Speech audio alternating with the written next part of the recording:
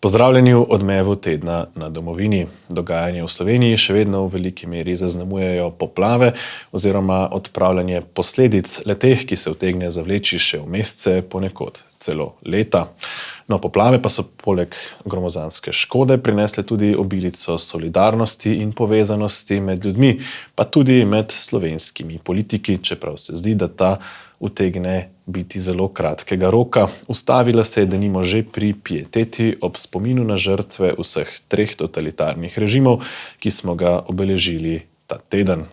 No, v tujini pa odmeva predvsem smrt Evgenija Prigožina, s katero si Vladimir Putin utrjuje svojo oblast v Rusiji, tako se vsaj zdi. Odmev tedna je po poletnem predahu znova z vami, zato se le naročite na kanal Domovine, da ne zamudite naših prihodnjih oddaj. No, lahko pa tudi podprete neodvisno novinarstvo, ki ga skušamo prinašati v slovenski medijski prostor, tako da nas tudi podprete z naročnino. V studiu pozdravljam Tina Mamiča, urednika tednika Domovina. Tino, dobrodošel. Bog daj. Torej, letos praktično nismo imeli obdobja kislih kumaric, ker so ga odplaknile, lahko rečemo, poplave. Kako si ti doživel to dogajanje oziroma kako gledaš na to, kaj ti ostaja po poplavah? No? Ja, nam na Primorskem ostaja veliko, ker hvala Bogu smo se temu izognili, ampak je pa res, ti prizori te ne morejo pustiti hladnega, posebej zato, ker vemo, da prinaša to neke posledice v nadaljne mesece, leta, mogoče celo desetletja.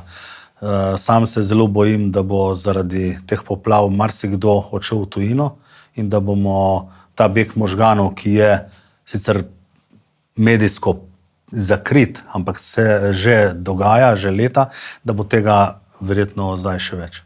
No in najbolj prizadeta območja so pravzaprav tista, ki so nekako daleč od oči, daleč od srca, ko govorimo o politiki, ne, se pravi Koroška, Zgornja Savinjska dolina. Ne.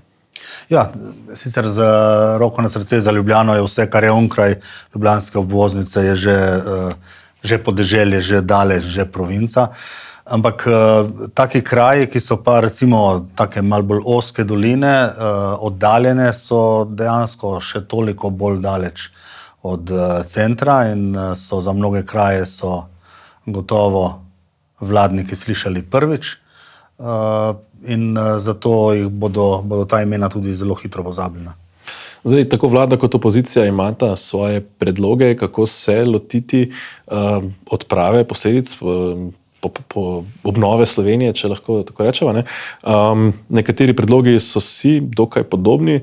Ne? Recimo, Nova Slovenija predlaga dvig povprečnine za najbolj prizadete občine, pa brez novih davkov in administrativnih ovir do leta 2027, pa enostavne nadomestne gradnje in solidarnostni sklad. Recimo vlada dodatno še recimo obdavčitev bank oziroma njihovih dobičkov, ki naj bi bili izredni, pa tudi recimo uvajanje delovnih sobot oziroma solidarnostnega prispevka v višini 0,3% dohodnine. Kako gledaš na te ukrepe, recimo? Kaj od tega utegne delovati oziroma kako uspešna bo obnova Slovenije s temi ukrepi? Ja, to je zelo težko komentirati, zato ker vlada govori bolj hitro kot misli in velikokrat razmišljajo na glas in se potem v enem dnevu se predlog spremeni, potem, ko pride v parlament, se pa še 3-krat spremeni, tako da sploh ne veš, kaj bo na koncu.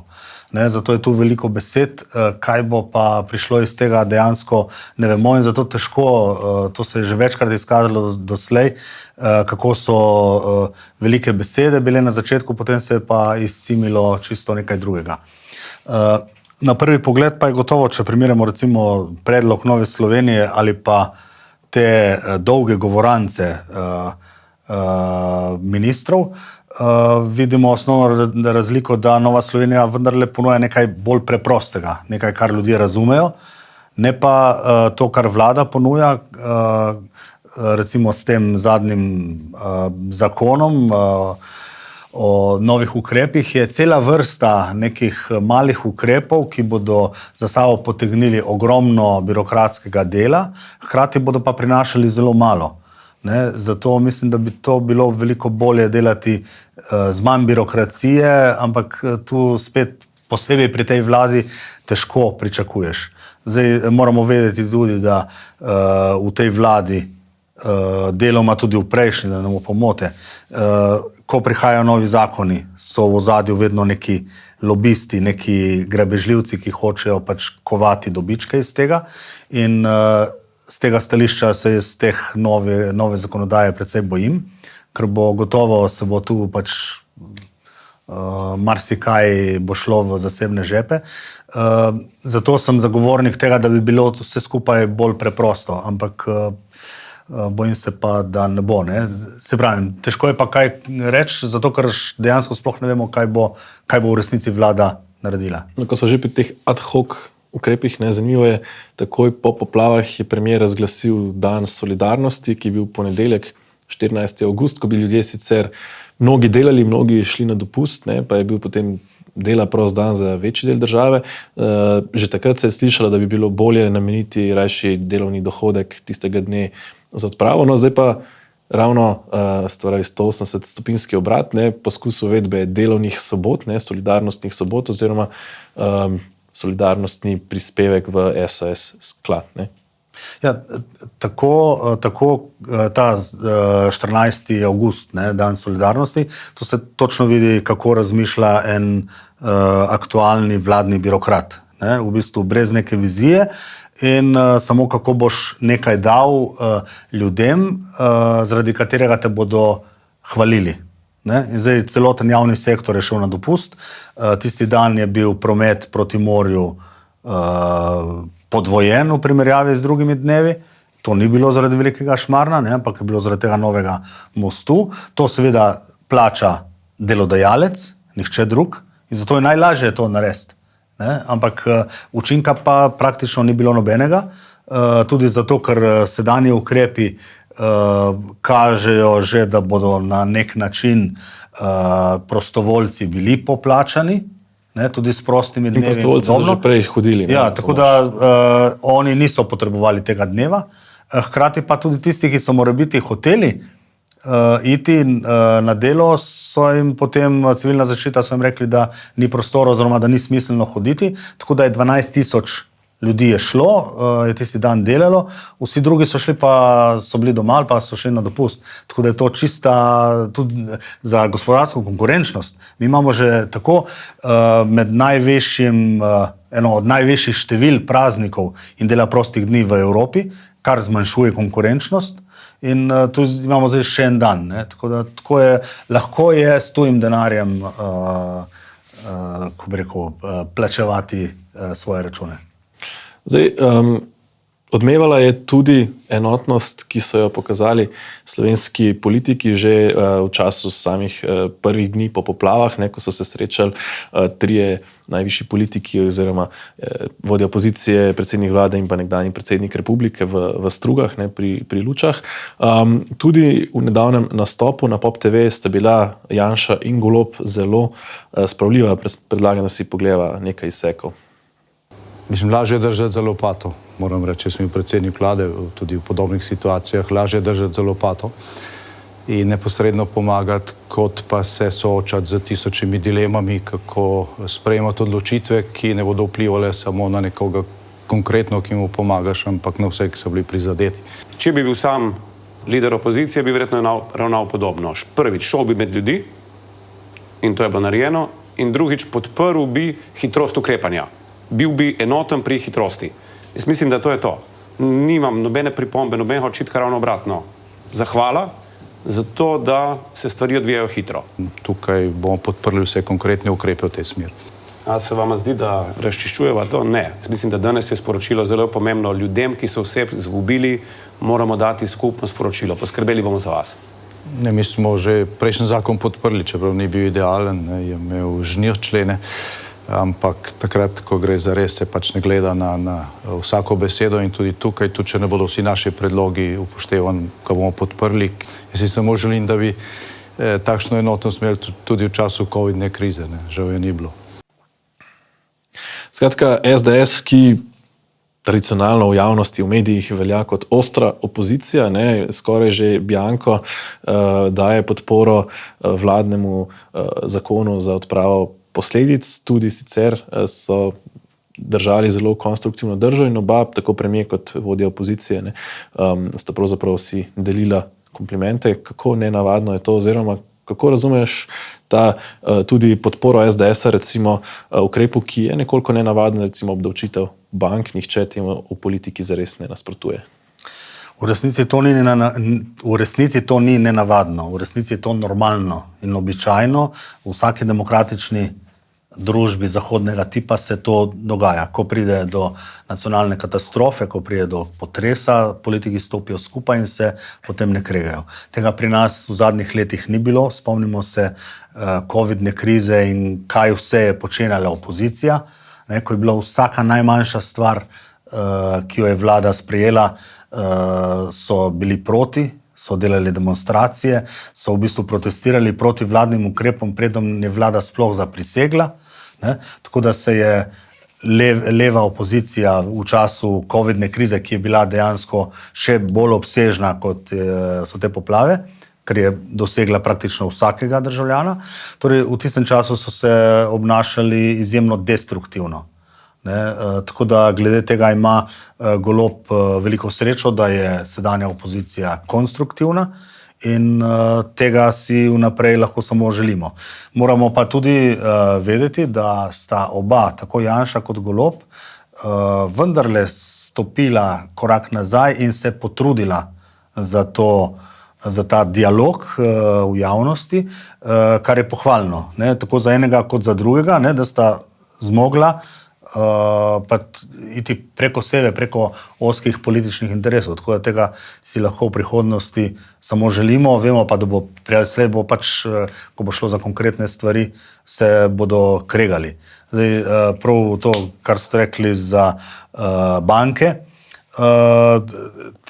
tisto je malce nenavadna podpora strani SDS-a, da se bankam kar tako počez vzame nek denar, ker je to načeloma je to skregano s svobodnim trgom, svobodnim tržnim gospodarstvom.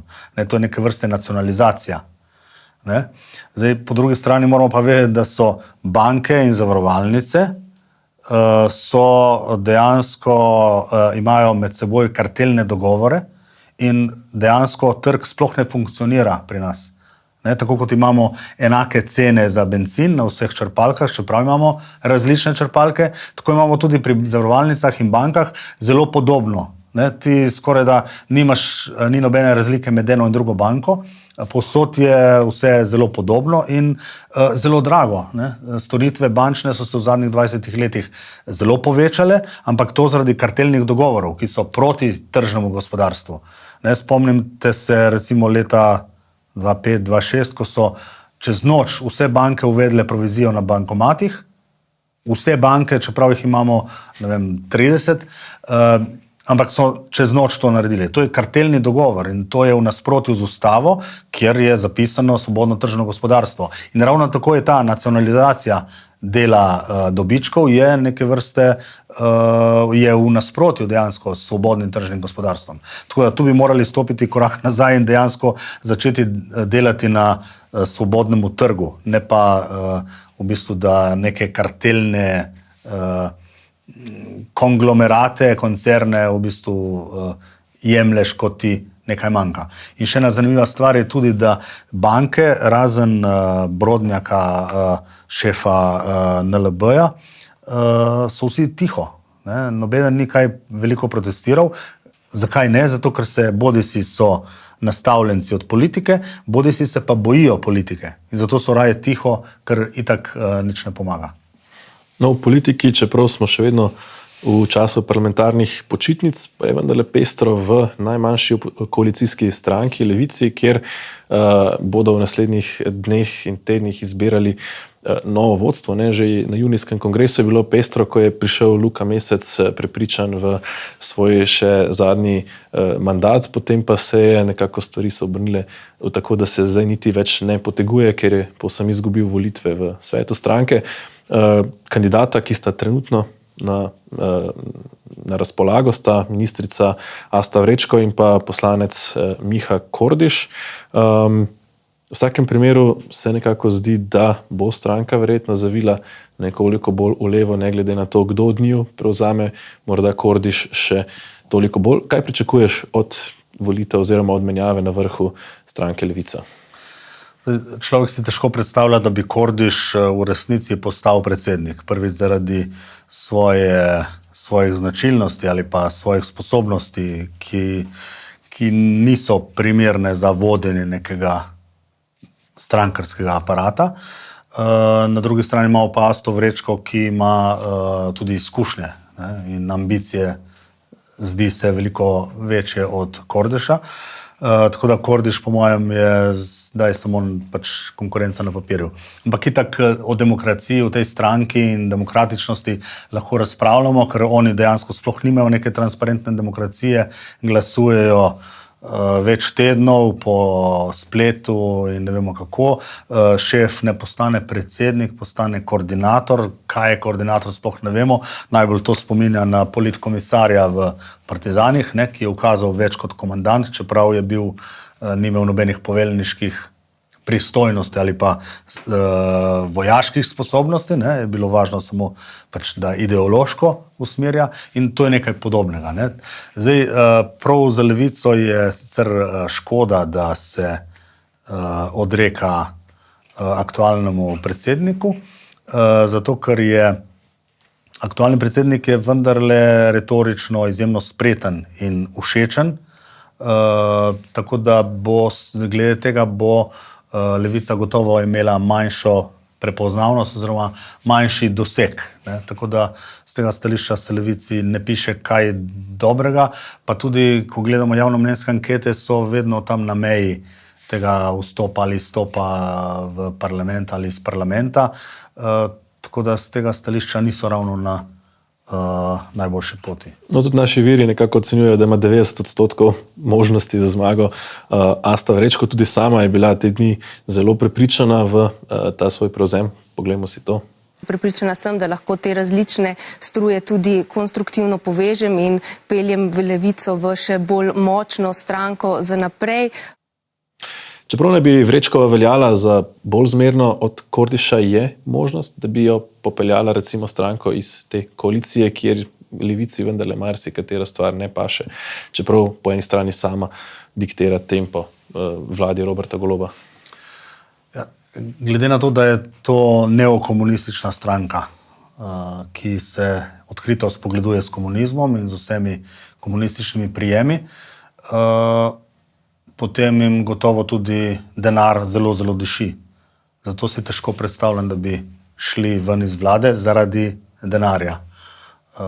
Tako da težko verjamem, da bi kaj takega naredili, razen če bodo naredili, tako kot smo že parkrat videli v preteklosti, tudi pri drugih strankah in v drugih državah, da recimo eno leto pred volitvami izstopijo na velika vrata in začnejo kritizirati vlado in potem, če rečemo, glumijo opozicijo. Ne? Tako da to bi bilo možnost. Sicer pa, ko gledamo njeno moč Levice v vladi, je izjemna. Ne? Praktično karkoli si izmislijo in karkoli rečejo, Golob potrdi. In zato ne vem, zakaj bi sploh odhajali iz vladne koalicije. No, ko smo že pri neokomunizmu, ta teden smo obeležili tudi dan spomina na žrtve vseh treh totalitarnih režimov. Gre za vse evropsko obeležitev na obletnico podpisa pakta Ribbentrop-Molotov. Pa je zanimiv morda odziv slovenske politike na ta dogodek. Nataša Pirc Musar, predsednica republike, se je umaknila na dopust, da se ji ni treba soočati z dilemo, ali se udeležiti ali ne. Vlada ni poslala nikogar. Podala je neko izjavo, v kateri so zamolčali komunizem, in so izjavili, da je slovenski narod trpel pod nacizmom in fašizmom še posebej, komunizma pa niso omenili. In vence pred spomnikom žrtvam vojn je položil dejansko poljski veleposlanik. Kaj to pomeni za neko demokratično državo? Ja, če začnem na koncu, to, da je poljski veleposlanik položil venec, je podobno kot pred leti, ko je bil prvi spomenik sprave, tak v Ljubljani postavljen na ozemlju v bistvu na ozemlju Združenih držav Amerike oziroma eksteritorialni parceli, ki je pod ameriškim veleposlaništvom, in tam so postavili spomenik spravi, ne, v času veleposlanika Musomelija. To pove veliko o naši družbi, o naši vladi. Ne, tu v bistvu ne moramo komentirati odziva vlade, ker ga dejansko ni bilo. Ne.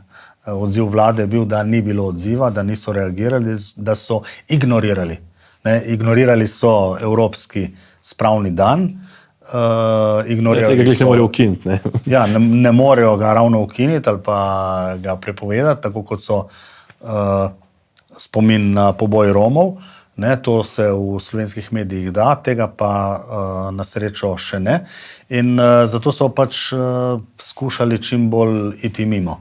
Ne, je pa zanimivo, da so te stvari izredno boleče, še dan danes, da so mi vedno govorimo, da je treba gledati naprej, da se ne oziramo v zgodovino, da nas to ne zanima, druga svetovna vojna, to so naši dedje, kaj nas to briga.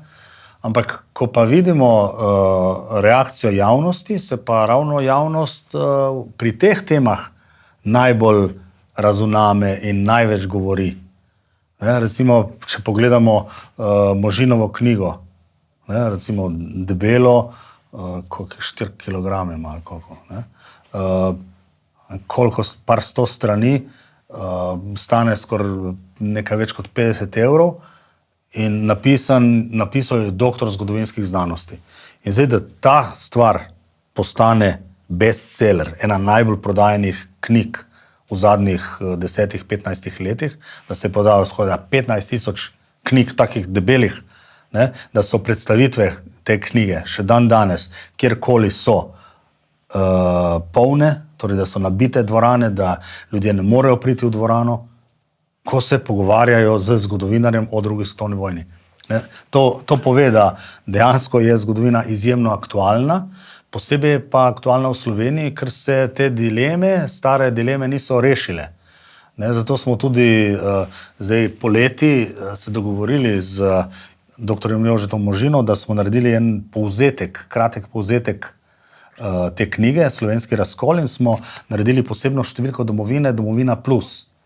Zdaj, tukaj ni šlo toliko za to, da bi, ne vem, zaslužili, zato je tudi razmeroma nizka cena, kljub boljšemu papirju.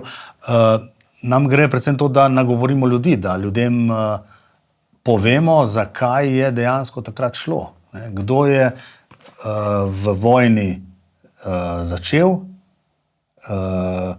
da so konkretno partizani, preden je začela kolaboracija, preden je nastal prvi domobranec oziroma vaški stražar takrat. Ne? Pred prvo vaško stražo je partizanska stran pobila okoli 1000 ljudi. In to so bili večinoma politiki, pomembni ljudje, župani, duhovniki, kmetje, ne? Premožni in tako.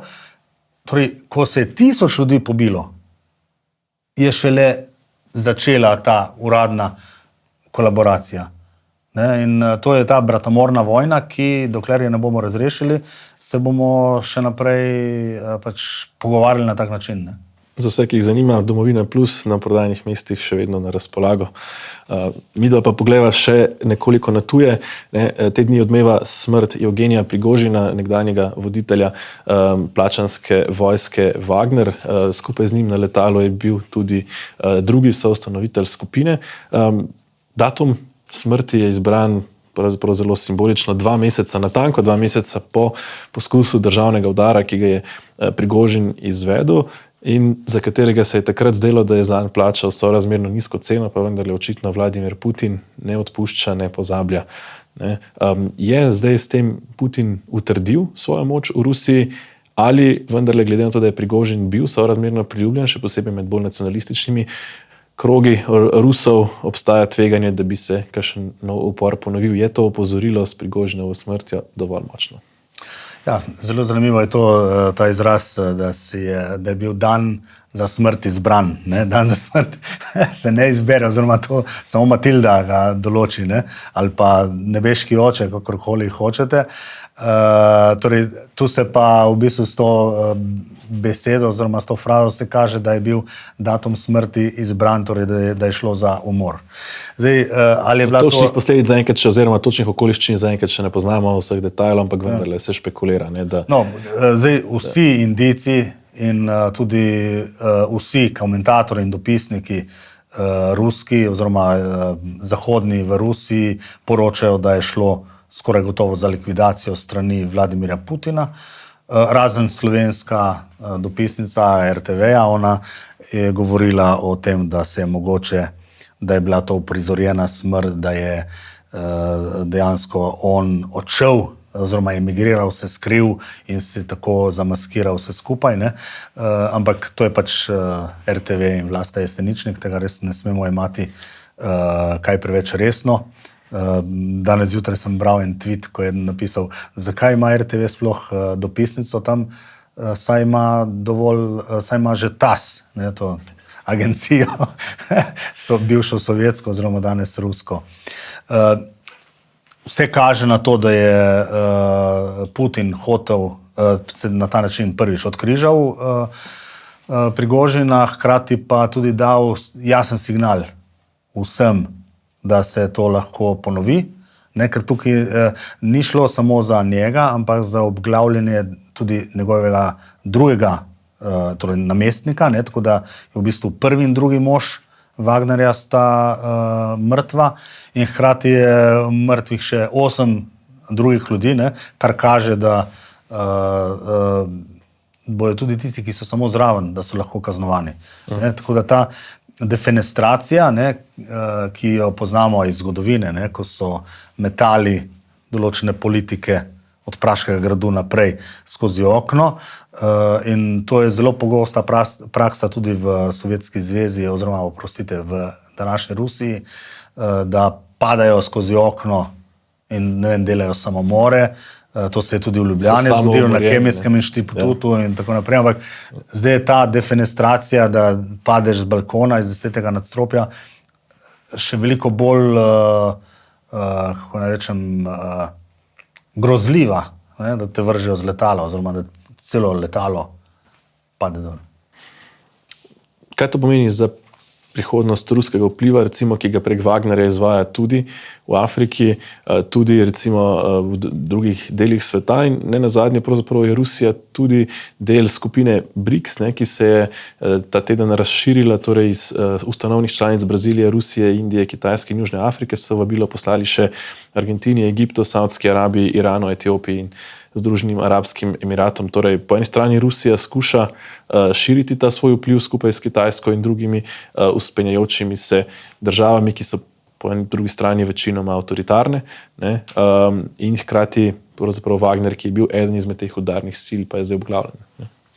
No, zdaj, Wagner se dejansko ne ve točno, kaj bo z njim, ampak to se ne ve že, odkar je uprizoril ta puč, oziroma poskusil narediti državni udar, oziroma že prej, ko so ga v Ukrajini, ko je začel kritizirati rusko vojsko in rusko taktiko.